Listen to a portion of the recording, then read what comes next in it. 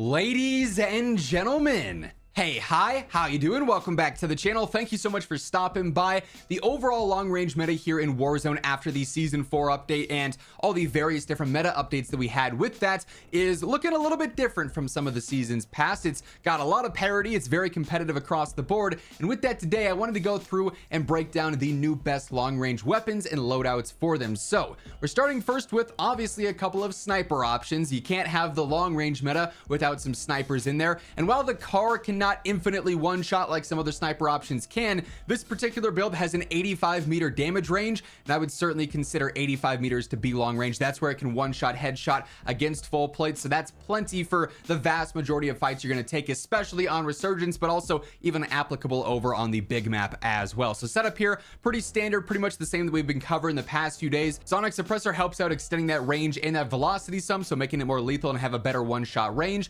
Same deal with the 7.62 long barrel, better range, better velocity. Then high grain rounds is going to do more of the same, so in a nearly 86-meter effective damage range, so one shot range to the head, and then also decent velocity too for that hit scan range as well. I go for the Antless optic. It's a pretty quick ADS, but also it's a clean scope. Really, this is all preference though. Use whatever optic you are the most comfortable with here. And then I like no stock on here as well, just for the snappier ADS, better movement speed with it too. So this thing is aggressive, has a great one-shot range, and of course it's super nostalgic. And obviously the true best, like super long range one-shot sniper is still the KATT, because this thing can one-shot at 50 meters or 350 meters, right? So long as you hit that headshot, this thing will knock enemies very easily. Same old setup here too. We're really just focused on the velocity here because the range doesn't matter since it can infinitely one-shot. So Nightfall Suppressor is a solid option. Zang 34 barrel for better velocity, and then high velocity on there for better velocity as well. I go for the tac pad stock. Helps increase my ADS speed just a little bit. It's not super significant, but it's something to make the weapon feel not nearly as bulky and heavy.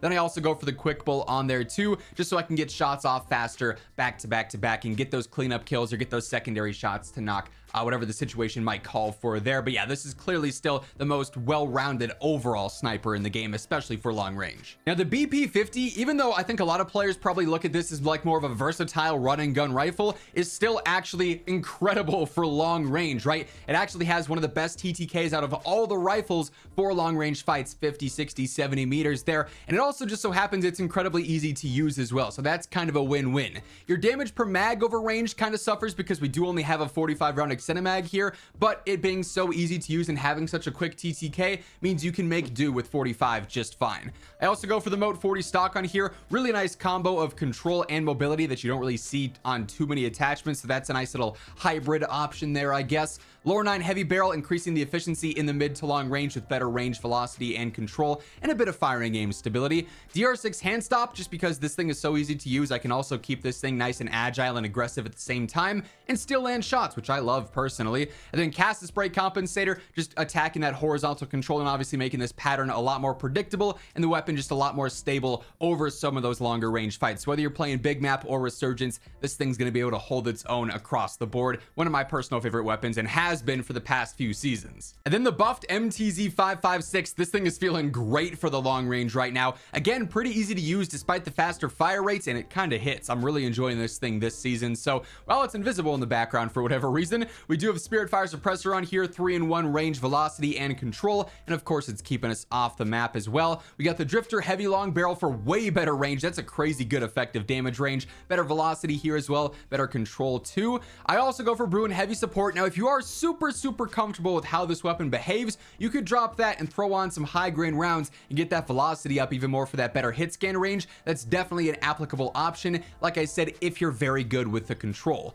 I also go for the 50 round Cinemag and then the Eagle Eye 2.5 times optic. Great scope for any mid to long range fights because it's clarity and it's zoom at the same time, but that's all preference per usual. If there's a different optic you like more, always go for that, but this setup's been working really good for me. By the way, as we are running through all the long range meta options here today, if you guys enjoyed the video, do me a favor and drop a like on it. It's always really appreciated. And if you're new to the channel, you want to guarantee that every single day you are up to date with news, patch notes, meta breakdowns, all things in COD, this is the place to be. So feel free to hit that subscribe button and of course turn on those post notifications. Now, originally when I had gone through and set out the weapons for this video, the DG58 LSW was going to be in the spot, but of course they you know, severely nerfed that thing a few days back, so it definitely falls out of the long range meta. Luckily though, it gives me a chance to plug the Holger 5.56 in. While this is a little bit more limited with its ammo capacity, obviously that extended mag only being a 40 round is not the greatest. You know, you'd much prefer 50 or 60. It's so easy to use, like it's so low recoil and also has such a competitive TTK that only having 40 rounds, you can sort of get away with that because of just how effective this is elsewhere, right? So as far as the full setup goes, Spirit Fire Suppressor extends that range velocity control, of course. Cryo's 6-match barrel is going to do more of the same, the 40 round mag as mentioned. I've actually messed around a decent bit with high grain here. Yes, it hurts the control, but like I said, this gun is so easy that if you're really comfortable with the control, you don't necessarily need to use something like a Bruin heavy underbarrel, which would probably be what I'd swap out if you really do want control. Then you could use high grain and extend that range and extend that velocity even more, which is always super you know, effective and efficient for mid to long range based guns. And then whatever optic you prefer using, whether it's glassless, slate, a 2.5 times, an elo sight, whatever you're the most comfortable with there, definitely will work for that. But yeah, the Holger 5.56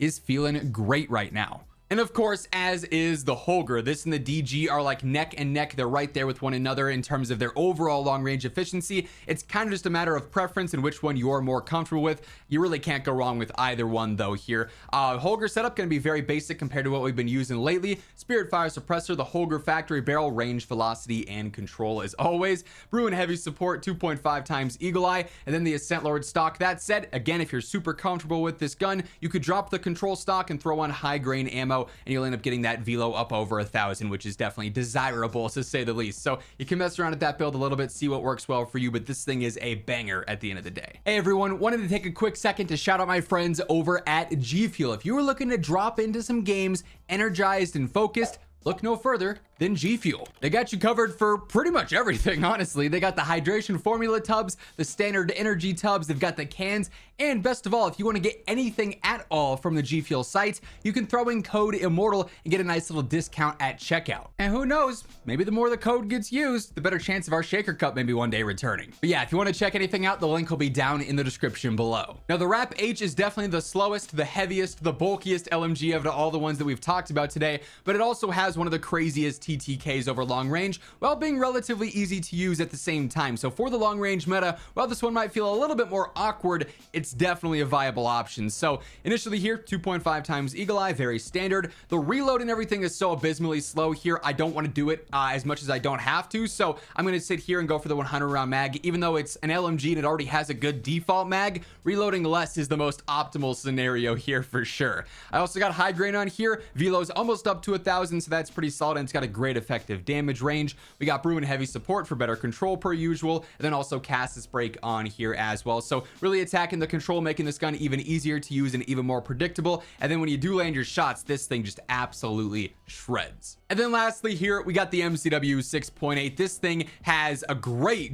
velocity stat that you can really build up if you want to focus on that for long range and basically be hit scan at any realistic gunfight. It also has a really good TTK and plenty of ammo to spam at enemies, unlike most other marksmans or battle rifles, right? So here we got Spirit Fire Suppressor, standard yet again. Bruin heavy support, same deal. This is though especially important on semi-auto guns. That added idle sway and firing aim stability makes this even better when you are spamming it in semi-auto. 60 round extended mag, something that really no other marksman has, and that makes this super valuable here because you get more sniper ammo, which other options really kind of suffer from not having enough. 2.5 times Eagle Eye, and then you can either go for the assault stock, helps out with some control when you are spamming this thing, or you can end up going for the Spire Point rounds, which give you almost a 1,500 velocity stat, which is just insane for that hit scan range, and it already has a great effective damage range as well. So that's certainly a viable choice too. Regardless of any of these options though, if you're comfortable with one versus the other, you're going to be set because all these choices are absolutely fantastic for the current long range meta. And that's going to wrap things up. If you enjoyed the video, do me a favor and drop a like, and on your way out, be sure to hit that subscribe button to guarantee you're always up to date with everything going on in COD. But once again, thank you so much for tuning in, and until next time, take it easy, have an awesome rest of your day, and I'll catch you later. Peace out.